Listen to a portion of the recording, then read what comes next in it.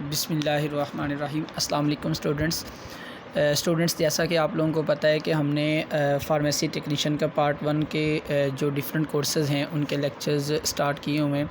तो last biochemistry के lectures मैंने अपलोड किए थे। अब हम फार्माकोग्नोसी जो है उस कोर्स का लेक्चर डिस्कस करते हैं। स्टूडेंट, ये लेक्चर नंबर 2 है। लेक्चर नंबर 1 अपलोड कर दिया गया है, उसको आप यूट्यूब चैनल पे देख सकते हैं।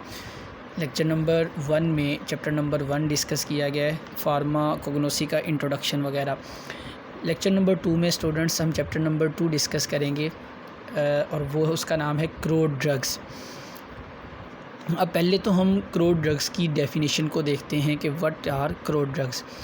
क्रोड drug is any substance which is naturally occurring, मतलब कोई भी नेचुरली अकरिंग सब्सटेंस जो किस फॉर्म में प्रेजेंट होगी आपने याद रखना है, जो अनरिफाइंड होगी, इम्प्योर होगी।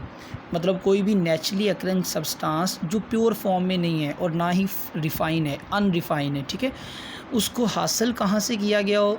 डिराइव्ड फ्राम प्लांट्स, एनिमल्स और बैक्टीरिया ऑर्गन, मतलब इन तीनों में से किसी के ऑर्गन से या कंप्लीट ऑर्गेनिज्म से हासिल की गई नेचुरली अकरिंग सब्सटेंस जो अनरिफाइंड हो और इम्प्योर हो, उसको हम क्या बोलते हैं?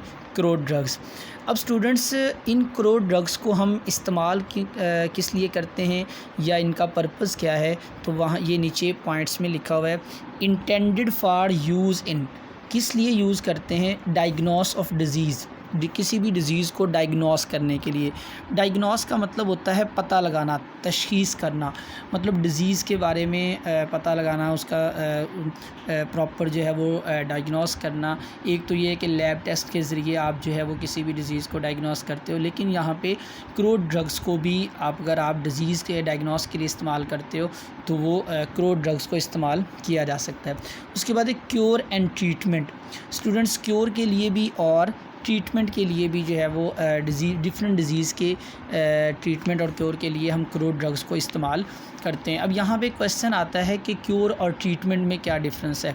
स्टूडेंट, जो क्योर होता है वो होता है एमरजेंसी में आप, मतलब फॉर एग्ज़ाम्पल किसी का एक्सीडेंट हुआ है तो वो उसको अचानक से सर में चोट लगी है या कोई ज़ख़म आए हैं तो उनके ऊपर एमरजेंसी में मतलब पट्टी वगैरह कर देना, उसके ऊपर कोई पाउडर वगैरह लगा देना, ये ट्रीटमेंट है। क्योर मीन आपने किसी भी बीमारी का प्रॉपर इलाज करना है, मतलब डोजेज फॉर्म कि में एडमिट करके और फिर प्रॉपर उसको सुबह दोपहर शाम मेडिसिन दे के और प्रॉपर एक रिपोर्ट तैयार करके वो मतलब वो कम्प्लीटली तौर पर जो है वो रिकवर हो जाए, उसको हम बोलते हैं क्योर।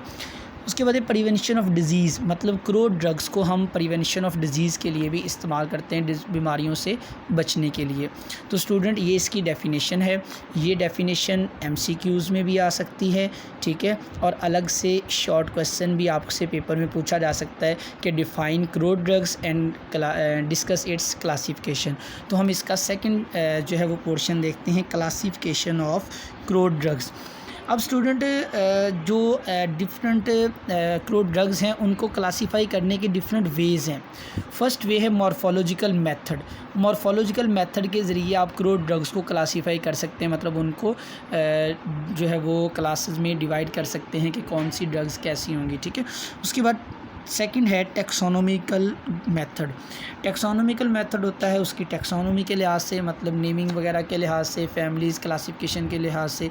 उसके बाद है फार्माकोलॉजिकल मेथड, मतलब उसका use, medicinal use, clinical use के हवाले से जो है वो हम उसको क्रोड ड्रग्स को क्लासीफाई करते हैं। उसके बाद एक केमिकल मेथड कि क्रोड ड्रग्स में जो केमिकल प्रेजेंट हैं उनकी बेस पे हम जो है वो इसको क्लासीफाई करते हैं क्रोड ड्रग्स को। तो स्टूडेंट, अब हम वन बाय वन देखेंगे डिफरेंट वेज़। तो फर्स्ट है क्लासिफिकेशन ऑफ क्रोड ड्रग्स।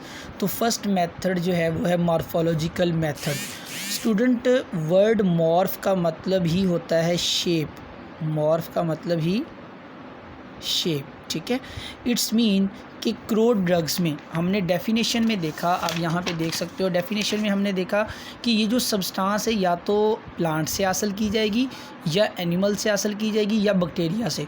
तो अगर आप बैक्टीरिया, प्लांट या एनिमल के किसी पार्ट मतलब पार्ट को एज अ क्रूड ड्रग के तौर पर इस्तेमाल करते हो तो उस पार्ट की डेफिनेटली कोई शेप होगी, तो उस मॉर्फोलॉजिकल शेप के लिहाज से हम उसको क्लासीफाई करेंगे कि आइदर वो जो है ऑर्गेनाइज्ड ड्रग्स हैं या अनऑर्गेनाइज्ड ड्रग हैं। मतलब वो जो प्लांट है या एनिमल है या बैक्टीरिया, उसका ऑर्गेनाइज्ड पार्ट लिया गया है या फिर अनऑर्गेनाइज्ड पार्ट लिया गया है। मतलब जो है वो किसी भी तरह, अभी हम इनकी डेफिनेशन पढ़ते हैं तो फिर आपको मज़ीद इसमें कवर अप हो जाएगा। तो ये ऐसा मेथड है जिसमें आप क्लासीफाई करते हो, drugs are classified according to their parts used. अब देखें, सपोज़ एक प्लांट है, प्लांट के डिफरेंट पार्ट्स हैं, लीव्स हैं, ठीक है, उसके बाद स्टेम है, ठीक है, उसके बाद रूट्स हैं, उसके बाद फ्लावर हैं, उसके बाद सीड्स हैं। ये सारे डिफरेंट पार्ट्स हैं प्लांट के। तो अगर आप जो मेडिसिन लीव से जो है वो हासिल होती हैं उनको आप अलग क्लासीफाई कर दोगे, अलग ग्रुप में रख दोगे, जो स्टेम से उनको अलग, जो रूट्स में उनको अलग, जो फ्लावर से उनको अलग, ठीक है। तो यहाँ पे एग्जांपल है फ्लावर, सीड, लीव्स। तो इसी फॉर्म में मॉर्फोलॉजिकल मेथड में 2 आगे टाइप्स की ड्रग्स होती हैं, ऑर्गेनाइज्ड ड्रग्स और अनऑर्गेनाइज्ड ड्रग्स। स्टूडेंट ये टर्म से ही आपको जो है वो इसकी समझ आ जाएगी कि ऐसी ड्रग्स जो प्रॉपर ऑर्गेनाइज्ड पार्ट से हासिल की जाएं उनको हम क्या बोलेंगे, ऑर्गेनाइज्ड। और जो प्रॉपर पार्ट से नहीं बल्कि आप कोई मेथड यूज़ करके जो है वो हासिल करें उनको हम क्या बोलेंगे, अनऑर्गेनाइज्ड। तो हम यहाँ पे इनकी डेफिनेशन देखते हैं। The drugs which are obtain from direct part of plant contain cellular tissues. उनके अंदर क्या हो, cellular tissues like leaves, flower, bark, इनसे जो ड्रग्स हासिल की जाएंगी उनको हम बोलेंगे ऑर्गेनाइज्ड ड्रग्स, और इनको अलहदा क्लास में रखा जाएगा। और दूसरी अनऑर्गेनाइज्ड, मतलब ये प्रॉपर ऑर्गन्स नहीं होंगे बल्कि drugs which are obtain prepared from plant by physical process. अब वो फिज़िकल प्रोसेस क्या है, इंसिजन, मतलब आपने किसी प्लांट के किसी भी पार्ट को काट के ड्रग हासिल की है, ड्राई करके आपने प्लांट के किसी भी पार्ट को ड्राई करके ड्रग बनाई है, या एक्सट्रैक्शन, जैसे आप ऑयल को एक्सट्रैक्ट करते हो तो एक्सट्रैक्शन के ज़रिए आपने वो क्रूड ड्रग है, वो अभी क्रूड ड्रग, ठीक है, इम्प्योर है, बाद में आपने उसको प्योर करके डोजेज फॉर्म में कन्वर्ट करना है, सिरप की फॉर्म में, टैबलेट की फॉर्म में। लेकिन अगर आपने अभी प्लांट से कोई ऑयल एक्सट्रैक्ट किया है तो एक्सट्रैक्शन के ज़रिए जो आप ड्रग हासिल करोगे वो कौन सी होगी, अनऑर्गेनाइज। जैसे यहाँ पे लिखा हुआ है लेटिक्स और गम अकेशिया, ठीक है। तो ये मतलब प्रॉपर कोई लीव का पार्ट या कोई स्टेम या रूट नहीं है बल्कि प्लांट से लिया गया लिक्विड है, तो वो मतलब आप फिज़िकल प्रोसेस के ज़रिए ले रहे हो, तो इस वजह से इसको हम क्या बोलेंगे, अनऑर्गेनाइज्ड ड्रग। स्टूडेंट्स ये आपका आज का लेक्चर है। नेक्स्ट लेक्चर में हम बाकी जो मेथड्स हैं और हम ये देखेंगे ऑर्गेनाइज्ड ड्रग्स की एग्जांपल और अनऑर्गेनाइज्ड ड्रग की एग्जांपल। तो इनकी एग्जांपल्स देखने के लिए आप नेक्स्ट लेक्चर जो है उसको भी लाजमी देखें। Thank you so much. अल्लाह हाफिज़।